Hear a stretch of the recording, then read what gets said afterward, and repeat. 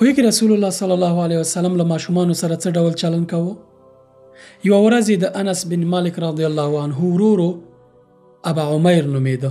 د ده یوه کوتره یا مرغۍ وه ناروغه شوې وه، پنجره کې یې ساتلې وه. رسول الله صلی الله علیه وسلم وکتل چې دی ډېر خفه او جګرخون ناست دی. پوښتنه ترې وکړه چې و څه شوي، ولې خفه یې؟ ویل چې کوتره یا هغه مرغۍ مې مړه شوې ده. رسول الله صلی الله علیه وسلم د ډېر مهربانۍ لاس پرې راکش کړ. ویل چې خیر دی، هغه محبت او مهرباني ورسره وکړه ده.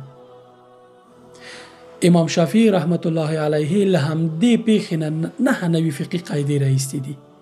دا دي د رسول الله صلی الله علیه وسلم د یوې پیښې نه 9 نوي فقهي قاعدې چې آیا موږ دغه مرغۍ یا دغه په قفس کې ساتلی شو که نه شو، که مرغۍ مړه شي موږ څه کولی شو، له ماشوم سره هغه تلطف او تعاطف څنګه کولی شو، دغه ټول احکام یې راایستې دي. رسول الله صلی الله علیه وسلم له ماشومانو سره ډېر نرم خوی کاوه. کله چې به یې لمونځ کاوه د ده لمسي حسن او حسین رضی الله عنه به راتلل او د ده په ولو به د لمانځه پر وخت ختل. رسول الله صلی الله علیه وسلم ورته څه نه ویل، بلکې حتی کله کله به د دوی په خاطر سجده موږدوله چې دوی به یې په ولې باندې ناستو یا به ورپشا شوي وو د دې په خاطر چې راونه غورځېږي. کله چې به کوم ماشوم ژاړل لمونځ به یې زر زر کاوه چې هغه ماشوم ته مور ورسېږي تر څو ژړا یې اوږده نه شي. یو دفعه د جمعې په خطبه کې ولاړو، خطبه یې ورکوله. د جمعې په ورځ یو لمسی راننوتو، له منبره راکوز شو، غېږ کې راواخیستو، بېرته منبر ته روان شو.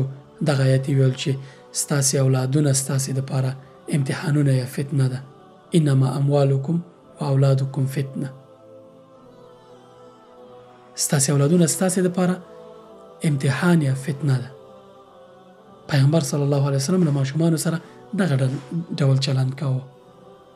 که غواړې نبوي اخلاق زده کړې، د هغه اخلاق په ننني ژوند کې عملي کړه، تر ټولو بهترین اخلاق به ولري او کامیاب انسان بشي.